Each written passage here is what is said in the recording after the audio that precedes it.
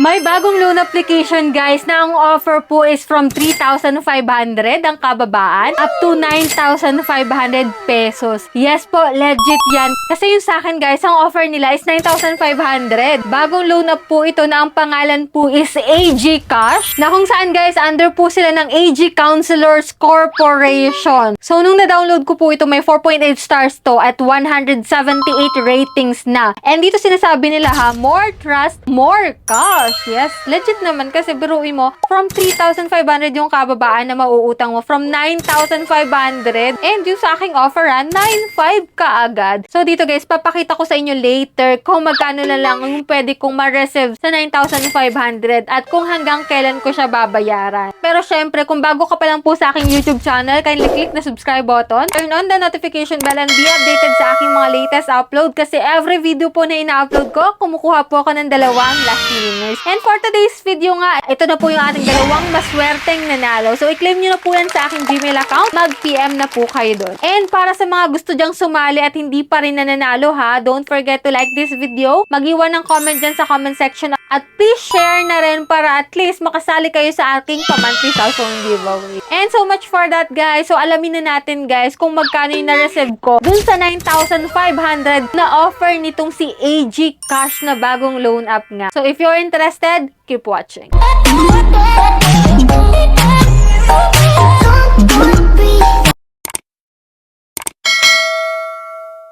So, before tayo mag-start, guys, linawin ko po na hindi po sponsored tong video na to at hindi rin po ako agent at promoter nitong loan application na AG Cash. Ito po ay sinishare ko lang po sa inyo kung magkano yung offer niya sa akin kasi ako mismo yung umutang dito, guys, para maibahagi ko kung anong meron dito sa application na to at kung okay siyang utangan. So, si AG Cash po is nakapag-loan na po ako dito 4,700 pesos. And ngayon nga, guys, ang offer niya sa akin is 9,500 pesos. Second loan ko na po to sa kanya. At kung gusto nyong malaman guys kung magkano po yung na-receive ko sa 4,700, check nyo po yung unang video ko kay AG Cash. And ngayon nga guys, i-share ko naman sa inyo kung magkano na lang yung ma-receive ko sa 9,500 na offer nila. So ipakita ko lang sa inyo guys, nung nagbayad po ako dito sa first loan ko kay AG Cash. So sa repayment po, bali i-scan na lang yan guys sa GCash at siguraduhin na may laman yung GCash mo. And agad-agad naman magra-reflect yun sa account nila. So dun sa 4,700 guys, ang pinagbayaran ko po is 4,675 pesos. So, clear na po yung utang ko doon. Pay off na siya kung makikita mo dito, guys. And ito, guys, agad-agad pong lumabas kung magkano yung next loan ko sa kanya, which is 9,500 pesos. Dito, guys, sa 9,500, kinakalungkot ko lang, guys, na sabihin sa inyo, hindi ko buong ma-receive yun. Kasi, 5,700 lang po yung amount to receive ko. May service po sila na 3,800 pesos. So, medyo mataas, guys. At ang interest is 45 pesos. So, pwede mo itong pababain kung nalalakihan ka sa 9,500. So, ang pwede po sa 8,500, 5,100 po ang amount to receive mo. Service fee nila is 3,400. Which is dito nga po sa 9,500, kahit pa sabihin na ang due date mo is sa May 31 pa, nakalagay po sa kanilang repayment plan na ang unang pagbabayaran mo po is sa February 6, which is 9,450 pesos. So, sa madaling sabi guys, 7 days to pay lang siya. And dito nga sa 8,500, 5,100 po yung amount to receive mo. And ang pagbabayaran mo po is 8,455 pesos. 7,500 naman guys, 4,500 po ang marireceive mo. May 3,000 pesos na interest sila guys. And 7,461 pesos po yung pagbabayaran mo. And sa 7,000, 4,200, may service fee sila na 2,800. Babayad ko po ng 6,963 pesos. Kapag naman po 5,500, 3,300 na lang yung marireceive mo at may service fee na 2,200.